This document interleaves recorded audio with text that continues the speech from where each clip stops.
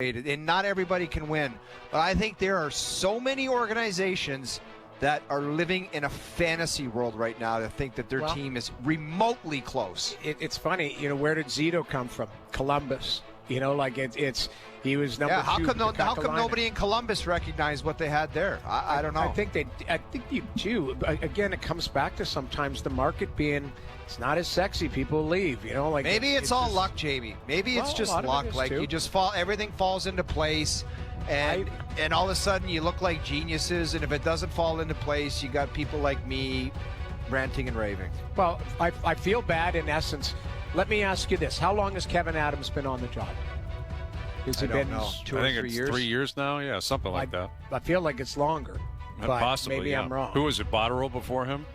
I think Botterill's in Seattle now. And then what was the other guy? The guy who was our buddy Tim... Well, Tim Murray was the original guy that was tanking for McDavid that was so angry he got Eichel, which was not a great start to the relationship. But you remember that we saw him outside the draft, like having a dart or something.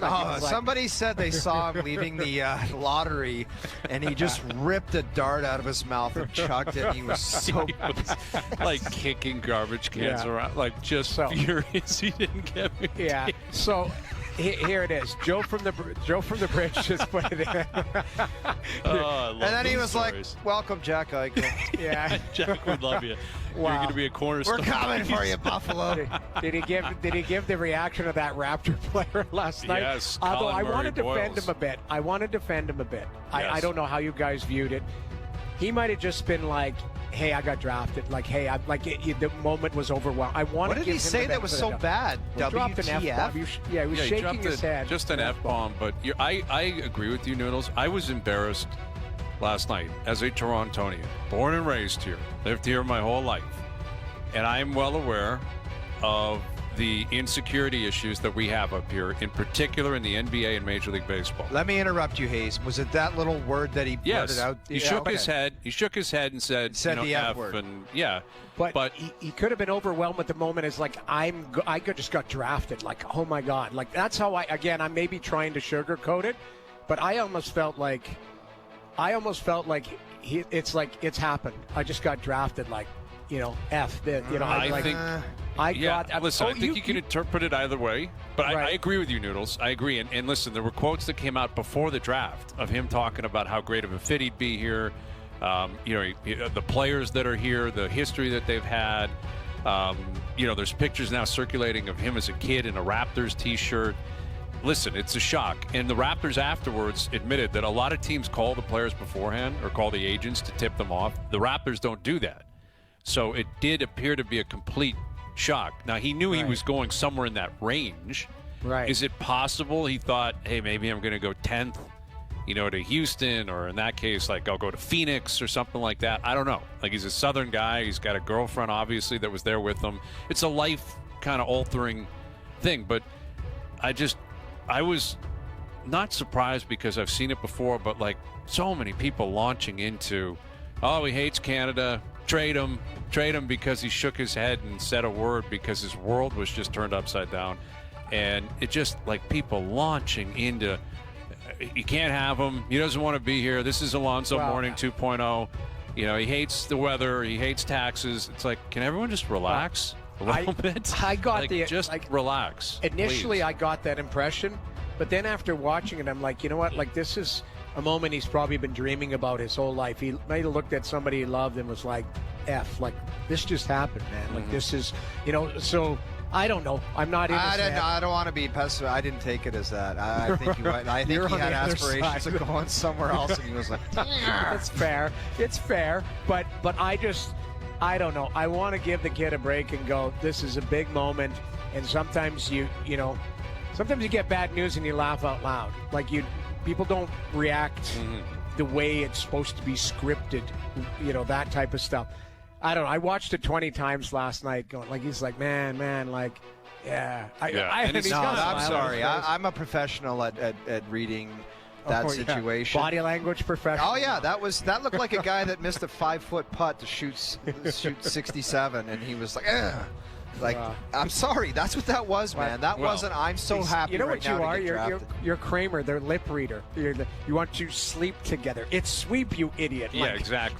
That's your Kramer. That's what O is. Oh, you bring him. You know, you should be going up to parties and party favors and reading lips across the room. Reading body language. But listen, I get, again, it's the insecurities of the market. Like, if you got drafted by the Knicks and did that, no one in New York would be saying this. If you got drafted by the Lakers or the Clippers or the Bulls or the Heat, and he had the exact same reaction, it wouldn't have gone anywhere. It's because it's Toronto, and I understand where they are, you know, Toronto in the pecking order, even though it's a massive market in reality, based on the population, the amount of money here, all that kind of stuff. It's perceived as a small market team in the NBA. You know, it's not clearly the Celtics or the Lakers or the Knicks or whatever. Like, we get that. But whatever his reaction was, fine. Guess what? You just said it. He missed a putt to shoot 67. Guess what? He still shot 68. You know, you're going to the NBA, and you're going to be a Raptor, and the Raptors are an up-and-coming team, and Scotty Barnes is from Florida. He's a Southern guy. You know, like, you're going to come up here and connect with people, and I don't know. I'm curious to see what he's got. Clearly, you know, the reports are that he's a bulldog on the court. He fights for everything. He's really high basketball IQ, really good defender. Doesn't shoot that well, which did could you see be a that concern long term. Did you see that video? Going around that's the one that I think needed more attention. He was shooting shots from the corner. That was you at the Y. At Chuck E. Cheese, man. Yes, that was me at the Y. Air balls? Oh, it was. It wasn't good. Oh, there's a video. I think it was on BR Open Sports or whatever. It was on Barstool. Like, it was making the rounds, going, the Raptors stole one here or something, and this guy was like, he hit like 3 out of 20. It was not good. A smooth stroke. Like, I think if it was to use golf, he'd be going to the claw putting grip at some point soon. But still, he's an interior guy. He's a guy that's again very, very soft hands around the rim. Again, a dogged defender.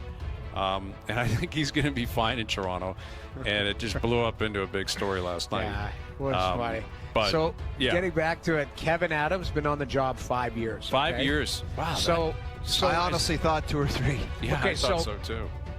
What I was going to say is, what is the Crown achieve? Like, after 5 years, you pretty much, like, what's the plan? There's a direction, whatever.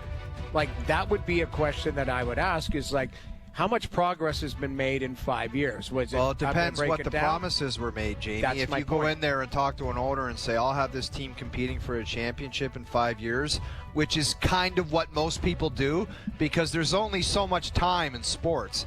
And not everyone's like the Houston Rockets guy who said, I need till 2035 to get this thing turned around. So it depends what the mandate was, where it's like, did he go in there and say, look, it's difficult to keep guys, difficult guys